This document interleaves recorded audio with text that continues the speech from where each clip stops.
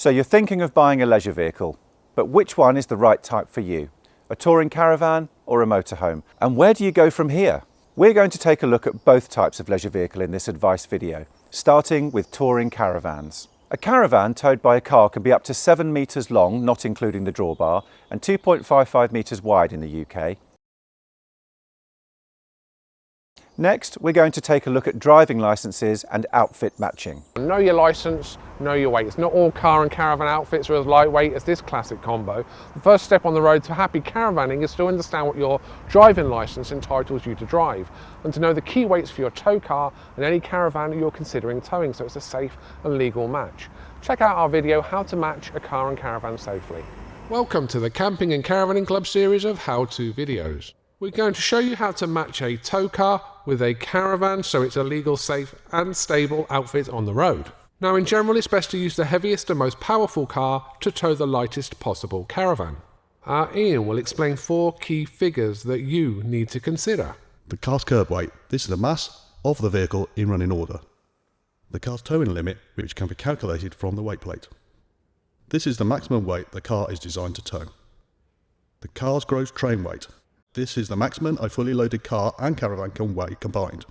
The caravan's maximum technically permissible laden mass, MTPLM. This is the maximum weight for a fully loaded caravan.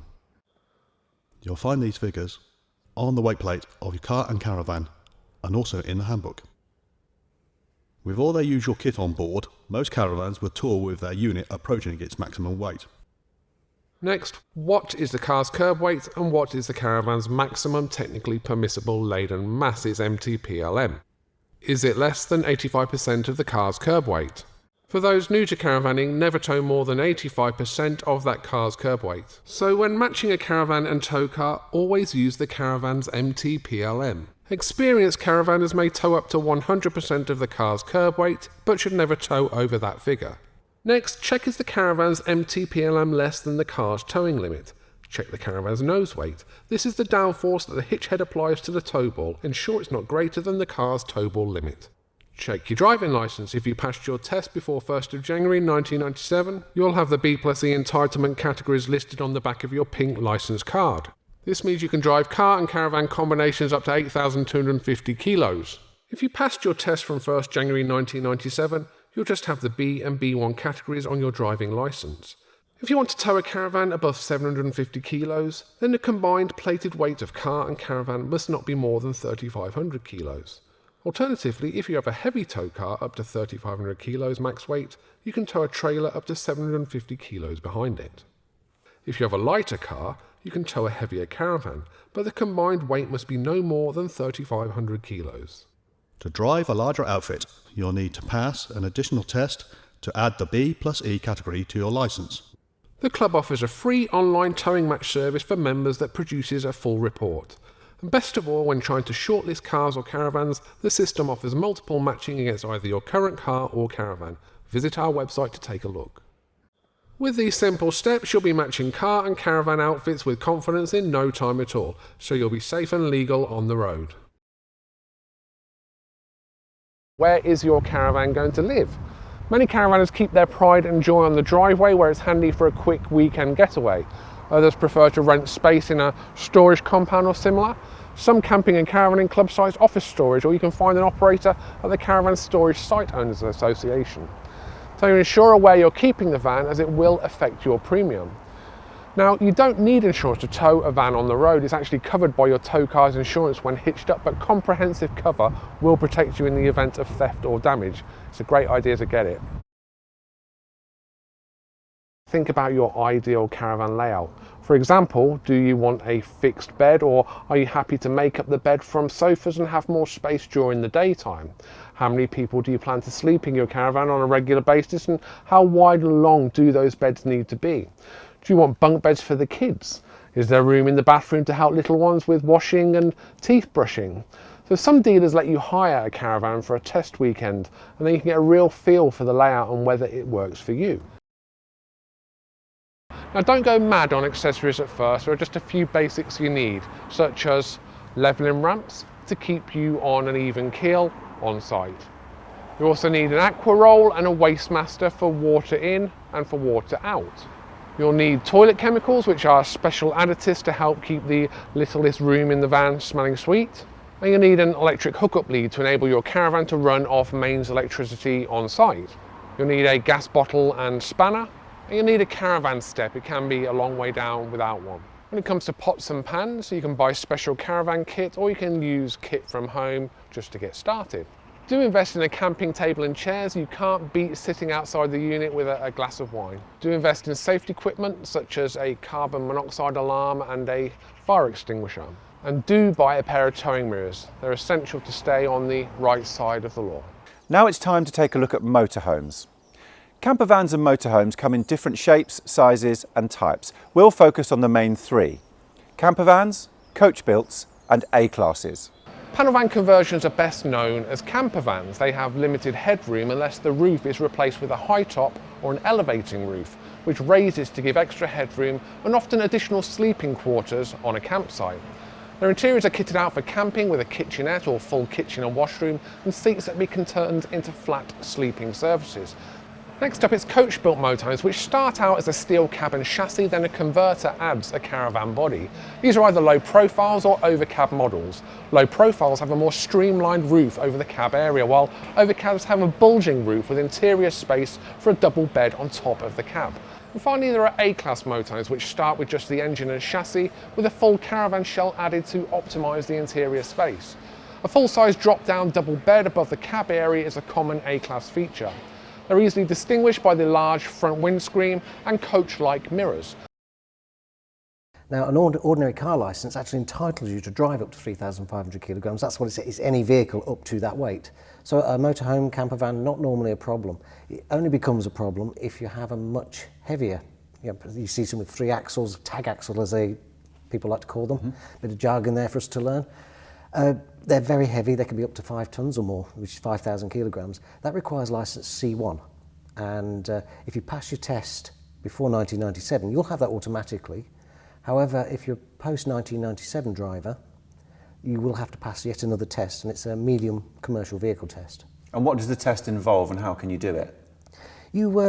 It is a driving test, but it's based around a medium truck, so you have to drive quite a substantial vehicle. You'll be tested in the same way. You've got to show a competence to make progress in traffic and so on. Recommend you have a professional instructor. Well, they can only really provide you with the vehicle to do it anyway. So it will be through a school with their vehicle. And they're dotted around the country, you can do that. How many passengers will you travel with? If there are going to be more than 2 of you travelling in the motorhome or camper van, you need to pick a model with enough travel seats fitted with 3-point seat belts. And bear in mind that the number of seats doesn't always match the number of sleeping berths.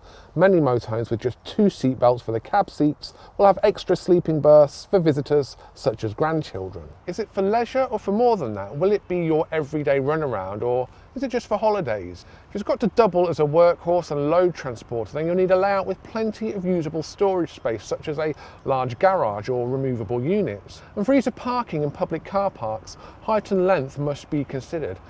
Check you've got room at home too to store it. Decide on your layout. Do you want a fixed bed or a retracting bed, or are you happy to make it up from sofas and have more space during the day? How many people are going to sleep in your motorhome? How wide and long are those beds?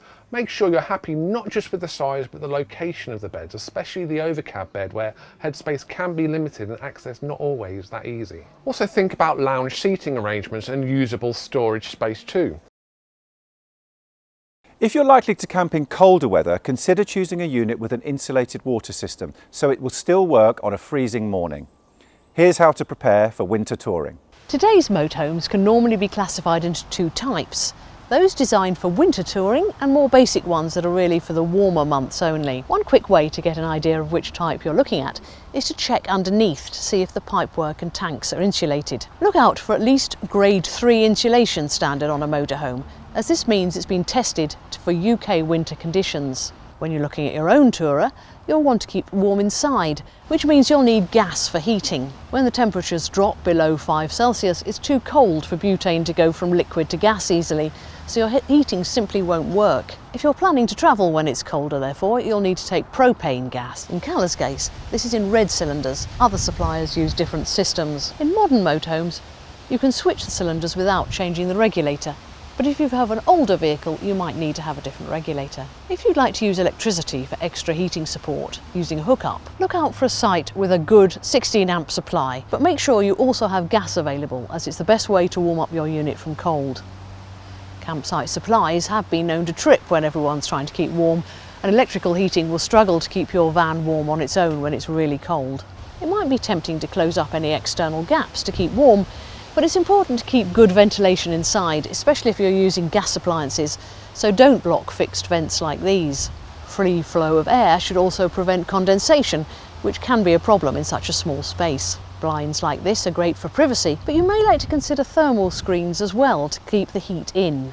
Those that fit on the outside are more of a hassle to fit, but also more effective at keeping the heat in. If temperatures are below 8 Celsius, your fridge will work best if you use vent covers. These are designed to allow exhaust gases out safely, but keep as much of the cold air out as possible. When the temperatures reach freezing and below, you'll need to make sure anything containing water doesn't freeze. Motorhomes like this have internal fresh water tanks that shouldn't freeze if you're living inside, but if your water tanks and pipes are exposed, you can buy insulation material. If you use an external water container, it will benefit from a jacket and insulating pad. And don't forget to protect the hose as well, or take it inside overnight. If it's going to be below freezing for a prolonged period, you'll probably need to drain external tanks like this and rely on water inside. You can add salt to your wastewater tank to prevent it freezing, though it tends to be less vulnerable to freezing because of the soap and stuff in the water. However, it might be easier to leave the drain point open and drain the waste into a bucket because it makes it simpler to empty if it's frozen. If you're going to be touring regularly in winter, it's particularly important to make sure your motorhome is well maintained. And you may like to consider fitting winter tyres for extra security on the road.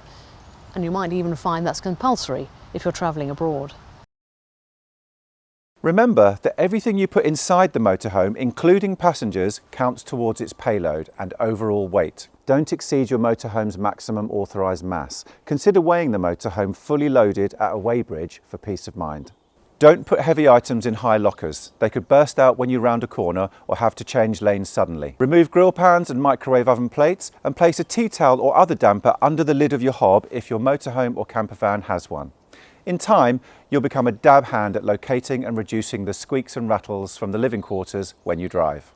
Also, brush up on speed limits for your motorhome. For heavier motorhomes, speed limits are not the same as for passenger cars. Motorhomes with an unladen mass of more than 3,050 kilograms are restricted to 50 miles an hour on single carriageways, 60 miles an hour on dual carriageways, and 70 miles an hour on motorways. Plan in brakes. Driving a high-sided motorhome requires more concentration than driving a passenger car, so it's more tiring. Look out for overhanging branches or signs and for pronounced cambers in the road. When you do decide to go further, you might be used to following your phone or car sat-nav to every destination, but that can be a bad idea when you're driving a large and tall motorhome. An aftermarket sat-nav that has details of road restrictions such as low or narrow bridges is useful, and some Swift motorhomes come supplied with dedicated sat-navs programmed to avoid these problems. Do always refer to the campsite guides as their directions include the best approach roads or routes to avoid. I hope these tips have put you on the right road to choosing a leisure vehicle, whether it's a caravan or motorhome. For more information on getting started, visit the club's website newtocamping.co.uk. Happy caravanning and motorhoming.